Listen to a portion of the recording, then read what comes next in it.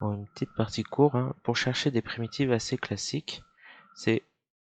Regardons déjà un petit exemple. Lorsque je dérive exponentielle de u, j'obtiens u' exponentielle de u.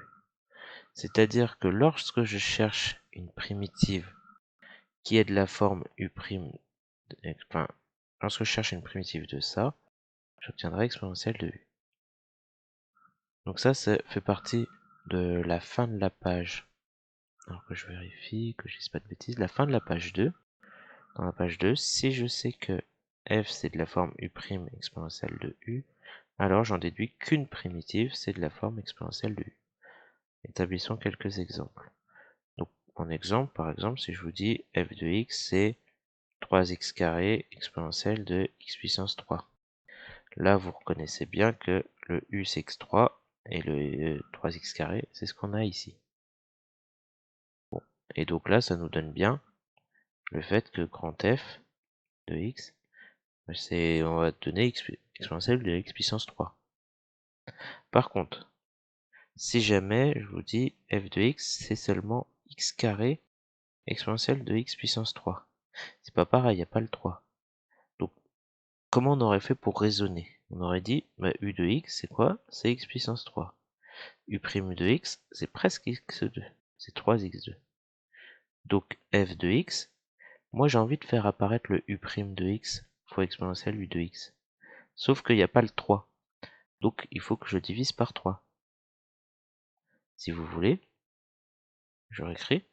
Pour f de x, j'ai x carré exponentielle de x puissance 3. Il n'y a pas le 3. Ben, je veux le faire apparaître. Donc je mets 1 tiers fois 3. Comme ça, j'ai bien fait apparaître le u' exponentielle de u. Du coup, quand je prends une primitive,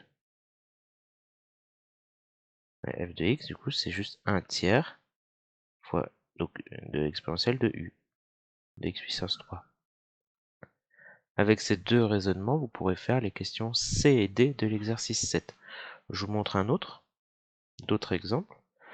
Par exemple, vous savez que f de x, si jamais je vous dis que c'est exponentielle de 5x plus 1, si jamais je mets 5 fois exponentielle de 5x plus 1, là vous reconnaissez encore une fois le u' exponentielle de u. Donc tout de suite, vous me dites que grand f de x, donc là c'est bien u' de x avec exponentielle de u de x, vous dites que c'est exponentielle de u de x, c'est-à-dire exponentielle de 5x plus 1. Cependant, si je vous dis, donc exemple 3, exemple 4, si je vous dis maintenant f de x c'est, je sais pas, 2 exponentielle de 5x plus 1. Vous savez que votre u, c'est toujours la même chose. U de x c'est ça. C'est-à-dire que u' c'est 5, u' de x c'est 5. Donc vous aimeriez bien avoir un 5. Donc le 2 vous le laissez devant, hein. Vous rajoutez un 5. Comme ça, vous avez bien votre u' exponentielle de u, sauf que bah, vous pouvez pas l'ajouter sans faire en sorte que ça se simplifie. Et voilà.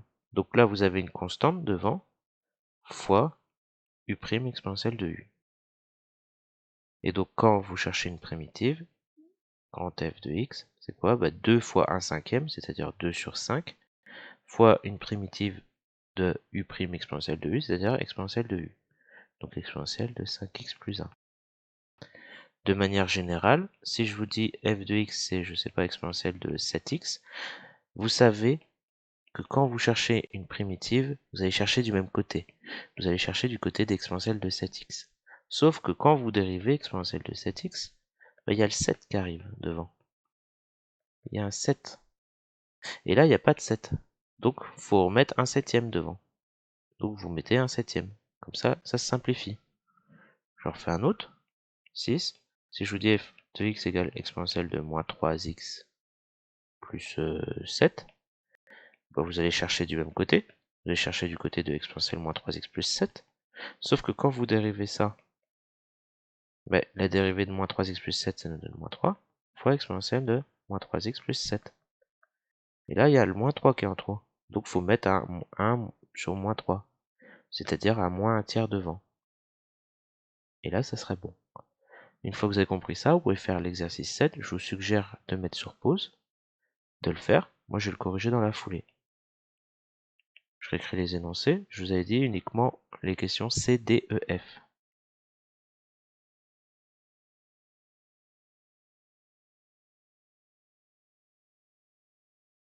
Donc le temps que j'écrive, ça vous laisse le temps de mettre sur pause. Voilà. Alors, corrigeons le C. On sait déjà que on a un exponentiel de U. U de x, c'est x carré. C'est-à-dire que U' de x, normalement, je dois trouver 2x. Sauf que là, j'ai pas le 2 en facteur. Donc, je vais faire en sorte de le faire apparaître.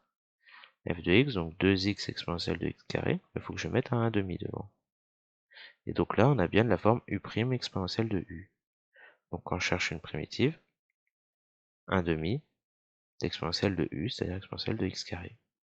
Et vous pouvez toujours vérifier, c'est ça qui est bien quand vous dérivez, 1/2 fois la dérivée de 2x, donc fois 2x, fois exponentielle de x carré, on trouvera le bon résultat. Pour celui-ci, du coup, pour le D, on réitère le même processus. U de x, ce serait x carré plus x moins 2. Alors, regardons U' de x. 2x plus 1. Ah voilà, c'est exactement le cas.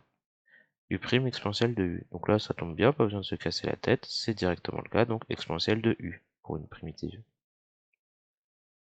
Et on a trouvé.